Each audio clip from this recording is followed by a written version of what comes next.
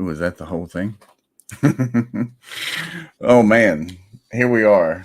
Rolling the Wind Live is the very first one.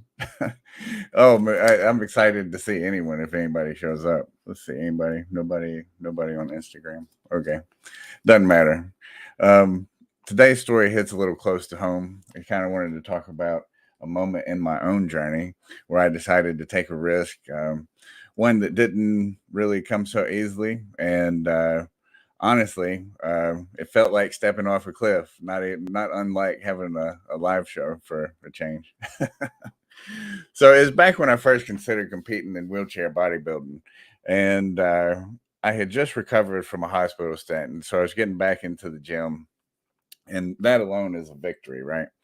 But to train for a competition, I just never really dreamed of it. So that was my biggest thing, was to get to a competition, and I really didn't know how or any of that stuff. So I really started just researching and working really hard to get there. Here's the bigger question, though: is what if I had never even tried? So if I had never even tried, then my life today would look so much different than if I had gotten into wheelchair bodybuilding. So it's bodybuilding that sort of opened the doors up for opportunities to coach individuals, acting, all kind of stuff that I've been involved in for the past couple of years since I got started. And so I just wanted to give a little back, and that's sort of the story where I wanted to start this live stream here today. Anyway, that's a little introduction. If you have any questions, feel free to drop them in the comments. I'll answer anything there. I want to get into the first segment that I have here, and I want to talk about a special, sort of just a special thing. This guy started a project for people who need to build wheelchairs out of just whatever they can find, wherever they can find. So it's an open source wheelchair plan. And I just thought that was really cool. I had the privilege of talking with Eric Kondo. Let's see here. And this is him right here, and open source innovations, right? And it's promoting independence for anyone who needs a wheelchair and how to build one, say, do it yourself. He's sort of the inventor of the do it yourself movement. I was checking him out, and these things rock. Like, they're all over the place. Got him over here on this Instagram. Just sort of give me just a moment. I'm trying to figure out all this cool stuff as we go on. I practiced, promise. All right. It says which Instagram? Oh gosh, we'll have to get rid of one. Nope, that was our live stream. It's over. Whoops. We're still live on YouTube and Facebook, though. I can't see any comments on Facebook, though. So here's Eric Kondo's cool stuff. Let's check out one of his videos with his wheelchair.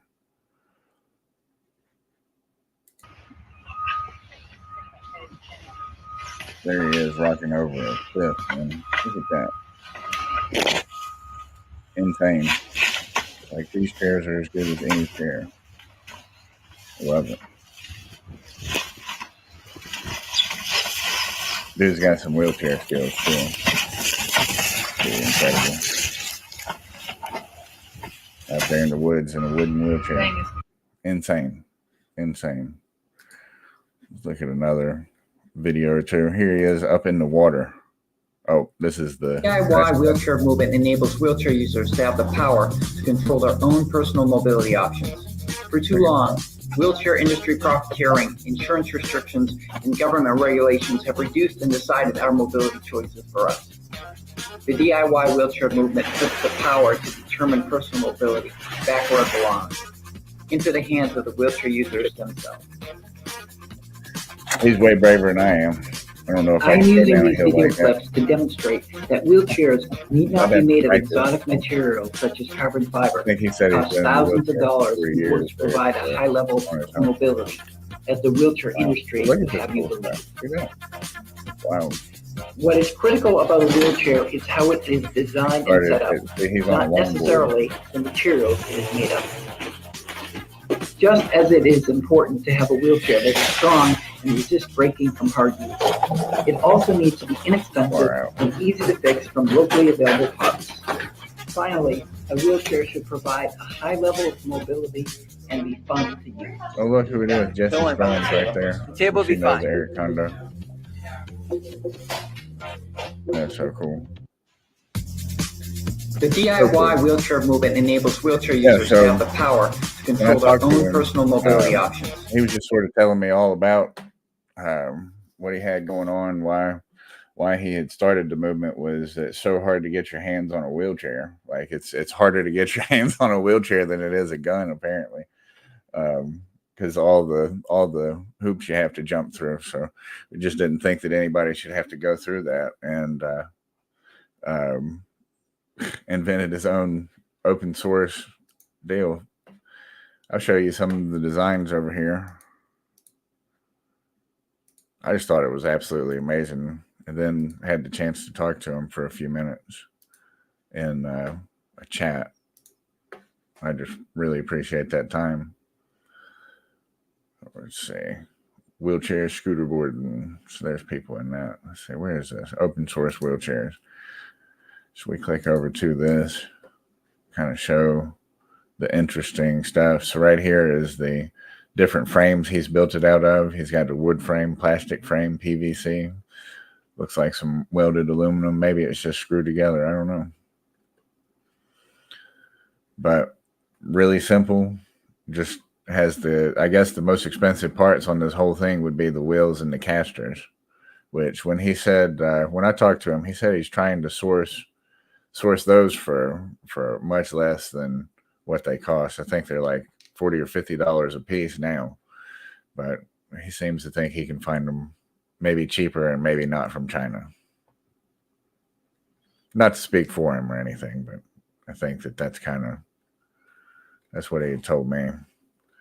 But then all these different cool designs you can get in here.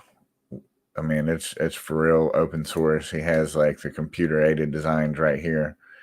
You can pop in, and if like you were looking at something, maybe you could pop in like an idea for him. I don't know, because you can get really right into the projects right here. I wouldn't even know where to begin. I don't know how to use CAD myself, but it looks like you can click on a part, design a part, all kind of cool stuff. Yeah, I'd say that's pretty handy, because if something breaks on my wheelchair, it takes 3 months. It's kind of like in Oh Brother, Where Art Thou? Like, I want FOP, like, no, or I'm a Dapper Dan, man, I don't want FOP, it'd be 2 weeks, it's kind of the story of the wheelchair user. Anything breaks, it's going to be longer than 2 weeks.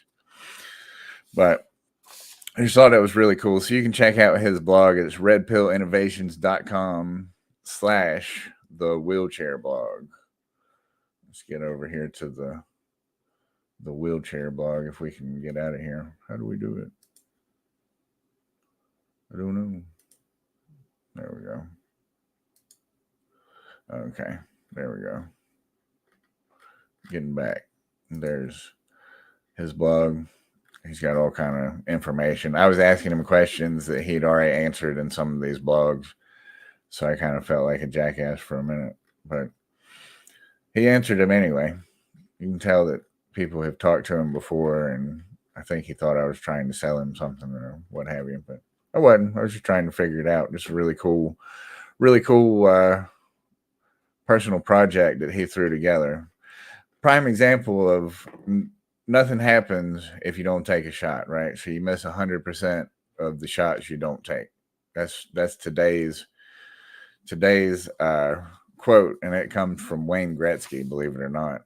And I thought that was kind of a cool one to start with, because I wouldn't even this is taking a shot, right? Just coming out with your first live show, no matter what. It's kind of fun. All right, so now I have this other cool thing I was just thinking about, that anyone who's watching, I think it's time for you to take a shot.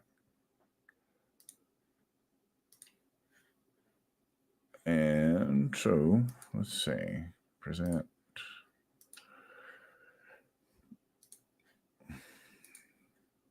Right. Take your shot challenge. All right. So this is where things are going to get a little interactive. So I want to kick off the first ever take your shot challenge. And really it's just for the next week. I want you to think about it. And there's something that you've been putting off. Just go do it. Take your shot, right? That's the thing. And then when you take your shot, I want you to come back here. I want you to tell me what we've done on the next live show. And hell, we'll talk about it. We'll, boost each other up the best we can. Right. So this is how we're going to pop it off. Commit to a small task this week, something that you have put off forever that you're scared of. Doesn't have to be huge, but it has to be something that you were holding back on. Maybe it's reaching out to someone who you've lost touch with. Maybe it's starting that project that you've been putting off. Or maybe you need to set a new goal and then you need to go for that. So this is about choosing something that pushes you, but make it something that really matters. Once you've picked your challenge, I want you to go over to social media. I want you to use this hashtag, the RTW Live Challenge. That's hashtag RTW Live Challenge.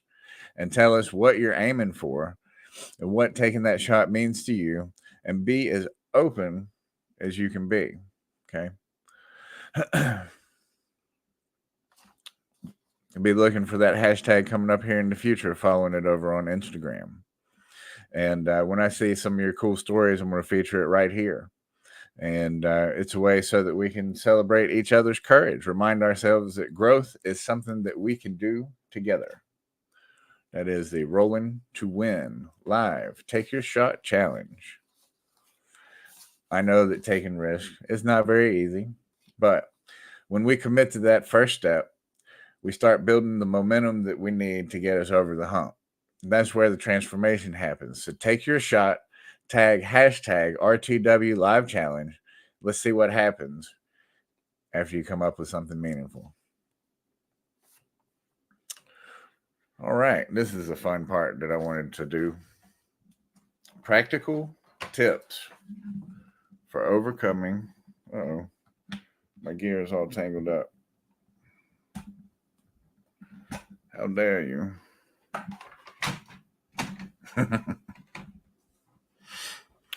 All right. Let's see. Pop these guys back off. We'll get better at it.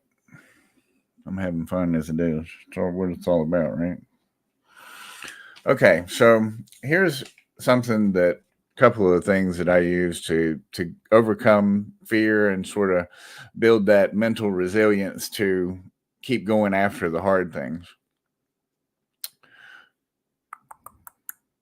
And we present a new screen.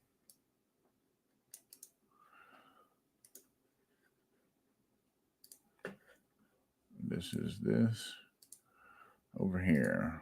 All right. We have our big old blank board. So 3 tips. First one here. Number 1. You want to reframe fear as excitement. Oh, how do you spell excitement? I keep looking over here because I got my boss on camera, right off camera, just over here, keeping an eye on things. So reframing fear as excitement is a real game changer. So often our body's response to fear is like the racing heart, that really heightened sense. It's almost the same as when you're just excited about something, like waiting for Christmas or opening the presents as a kid. Think about that sort of excitement. And really, when you are going through something that makes you nervous, that would be something that you'd be scared of, getting excited for it to happen is way better than being scared of it happening, right? So try telling yourself, I'm not afraid, but I'm excited. And that sounds really simple, but just shifting that perspective can help you channel all that nervous energy into something powerful. Now we have a second thing. Number 2, you set up small, manageable. One of these days I'll learn to spell. Manageable steps. So big goals can feel mighty overwhelming, right? And that's where being afraid, that fear, loves to hold you up. So break your goals down into bite-sized steps.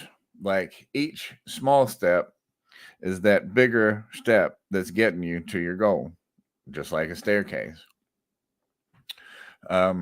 Remember, these small wins add up to big victories, right? Yay, victory.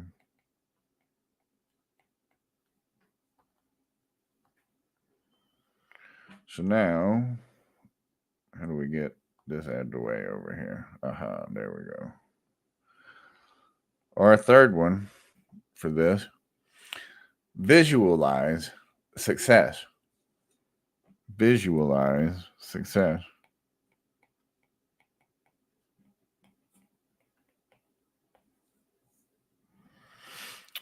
What does that mean? Well, take a few moments each day and picture yourself succeeding. I'd say that's pretty important, right? Because you got to see yourself in that position that you want to be in. Otherwise, you're never going to get there. Your brain doesn't really know, hey, look, this is where I want to be, unless you're thinking about it and telling your brain, hey, look, this is where I want to be. Visualization helps train your mind to focus on positive outcomes instead of the potential failures that we normally look at. Well, what if I don't make it? What if nobody watches? What if nobody cares? Well, you still have a job to do, right?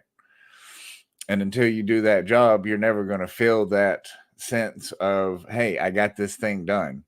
And I say that that's probably one of the more important things right there, is that feeling of being unburdened by the task that you can't do. So when you see yourself achieving something, it just becomes easier and you believe that it's possible, right?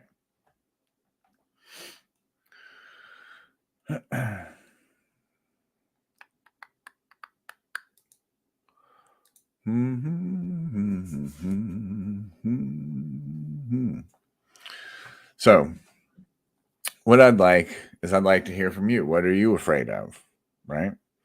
What are some fears that you're facing? How do you approach fears in your own life?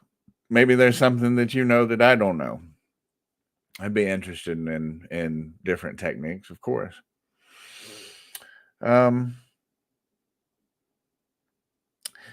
Just any questions like that, just drop them in the chat. I'm right here waiting in the chat. But we'll move on. And if I see something pop up, we'll talk about it then. Right. So this is something that I kind of wanted to do. I thought this would be a fun spot here, was to go here to the spinal cord injury Reddit. Since I don't have anyone to talk about yet, is this just the first episode? There's nobody who's really talked with me or shared their stories, so I don't really have any viewer spotlights or questions from them. But I'm going to look over the spinal cord injury Reddit here, because there's always cool questions in there that maybe I'm looking for, maybe I'm not. Stuff that is informative. It's been 6 years for me, and I still learn all kind of easier stuff all the time. All the time.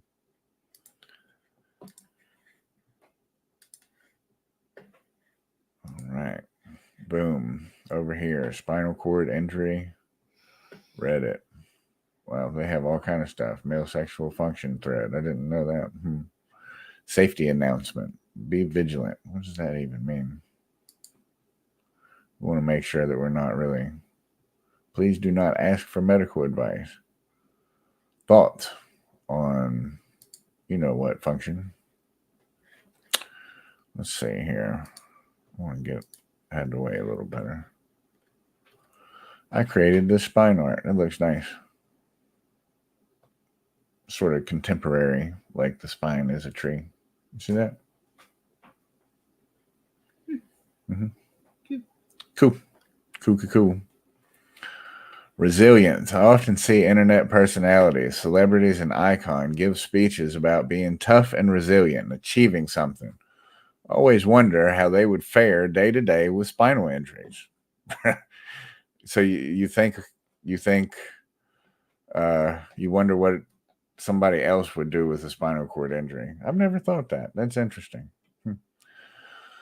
Or a chronic illness or nerve pain, something non-sexy and just hard for the sake of it. I don't wish it on them, but more thought exercise. I often wonder also if a magic wand was waved to bring pain down and sensation movement back to this of us with spinal cord injury, how resilient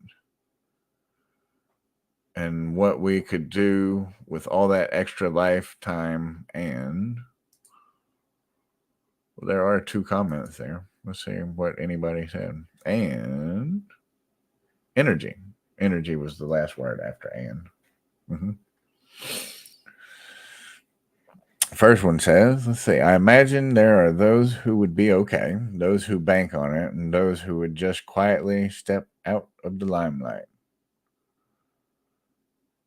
This other one says, they're not as tough as me, so it's a good thing they don't know how it is. You know what I say? I say that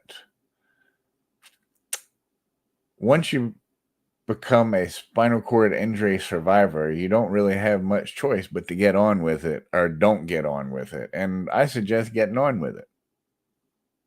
And I think that they would probably have maybe even a tough first month or first several months, maybe even a tough couple of years, but I think eventually they'd break out of it. Hell, I met one lady and she was over her spinal cord injury like already. Like Charla, the what did she say? Fit chick, IFBB pro over there on Instagram.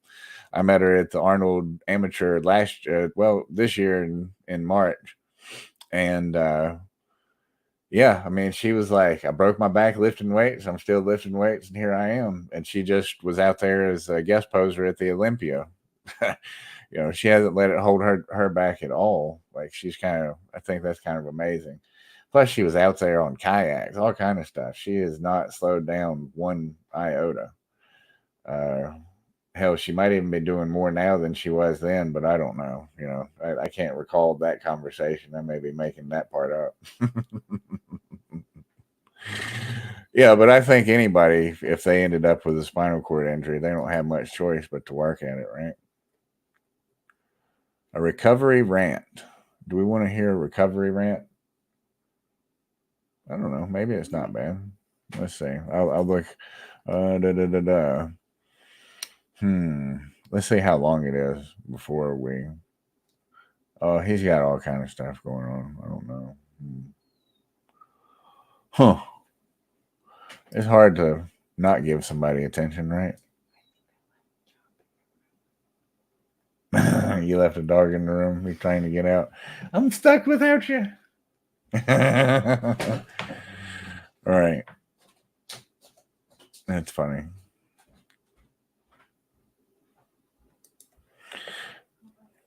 Anyone have a girdle stone? What's a girdle stone? Girdle stone surgery done.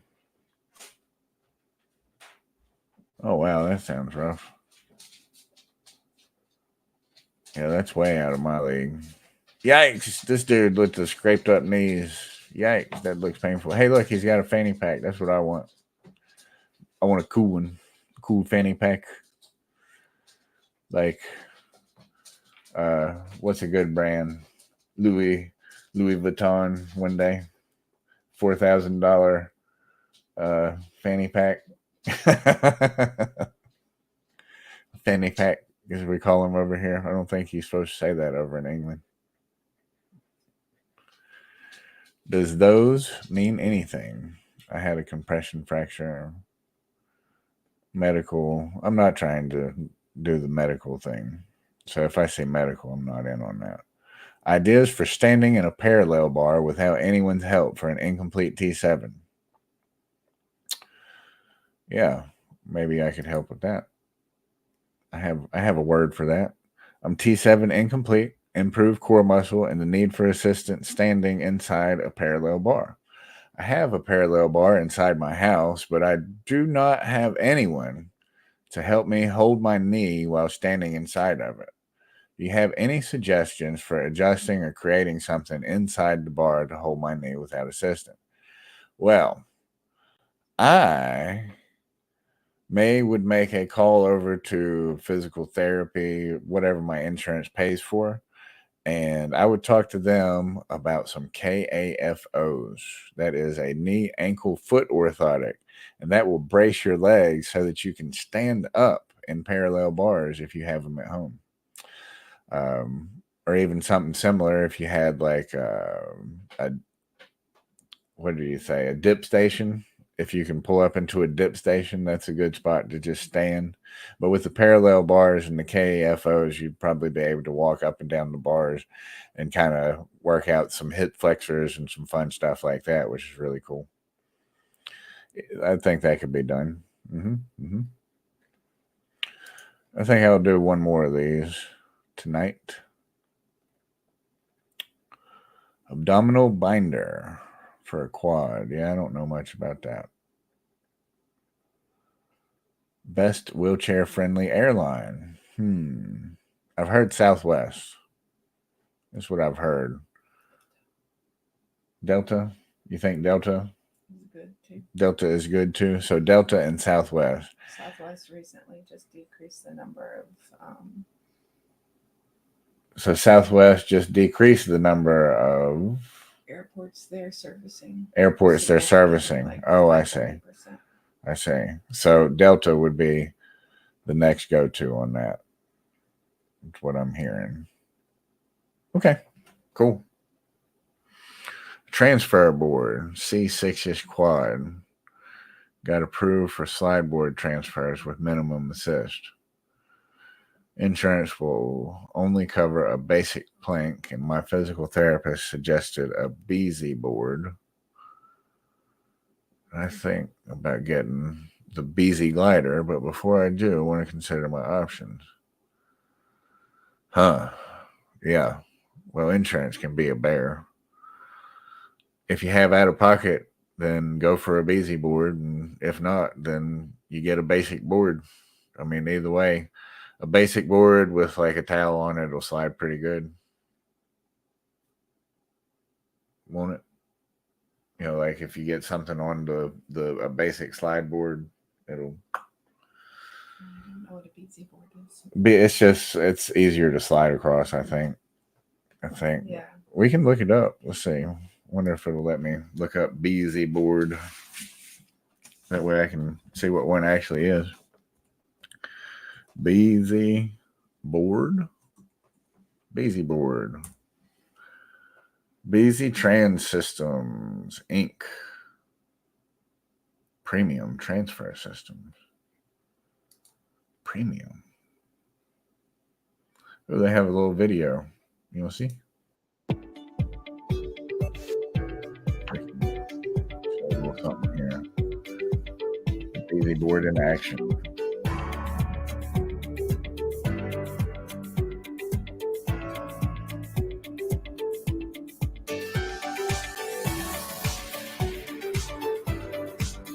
Scoop. Oh, look, it's got a little slider in the middle of it. Okay. So it has a slider seat to get across. Okay. Yeah.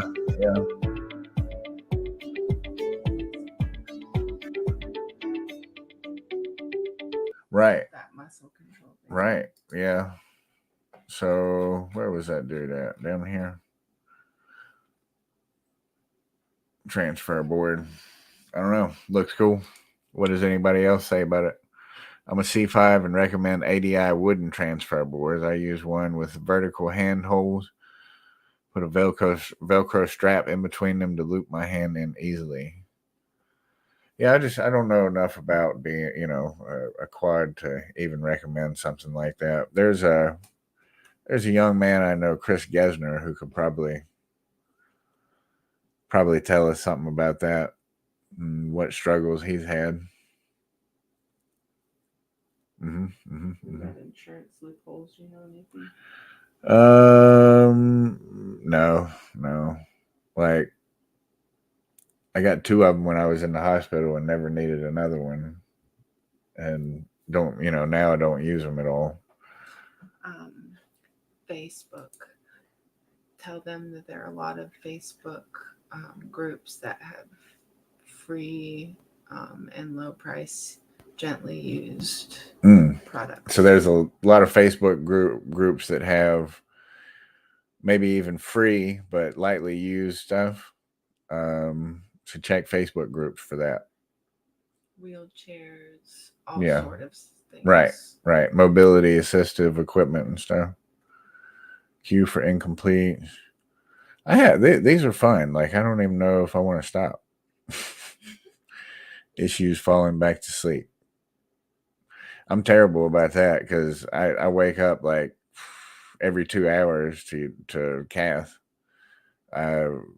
Going for a study here soon up at UVA, and we'll see if maybe a Botox bladder will help me sleep longer.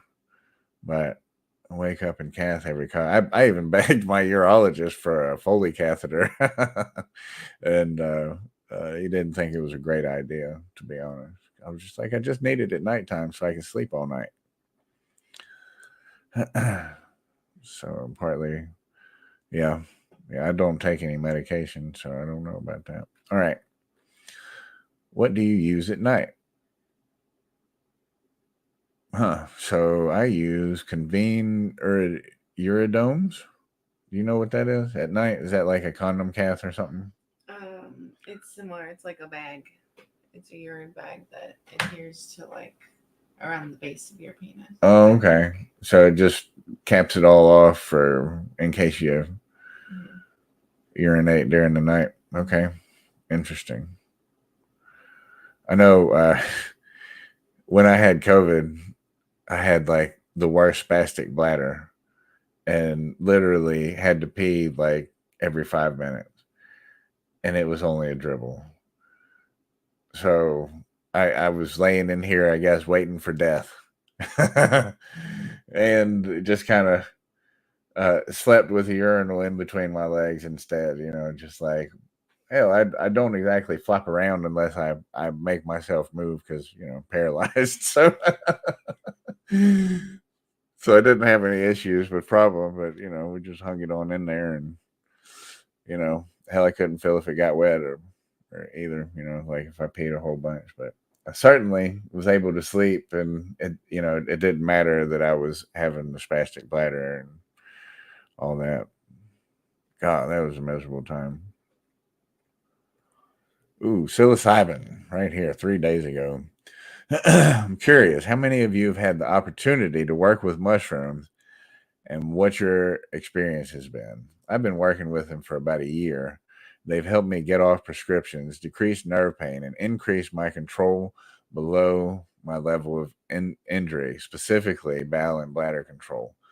The combination of psilocybin-containing mushrooms with lion's mane and B12 has proven to stimulate neurogenesis. Look up Paul Stamets to learn more. Yeah, I mean, psilocybin is one of the only compounds on Earth that is neurogenic. It's pretty wild. And then I think there's another one in lion's mane. I don't know. I was a complete injury. I tried some psilocybin stuff, and now I have like some sensation below level of injury, and things are better mentally too. So I don't know if it's I wouldn't call it a miracle drug. I'd say it's definitely not for everybody, but I tried it out. You'll try anything when you're trying to get better, you know. So there's that.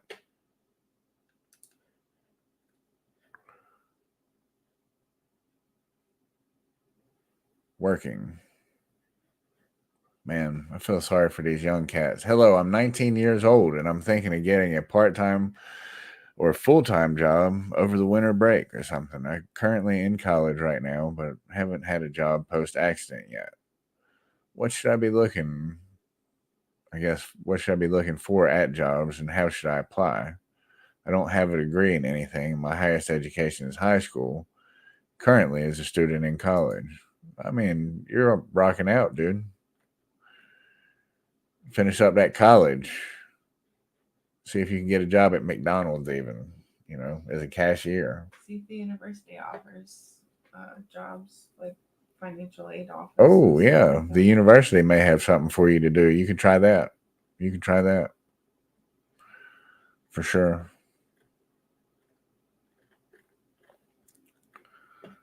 I don't know. It's all in what you're willing to do and what you're able to do. So there is that. There is that. What you're willing and what you're able to do.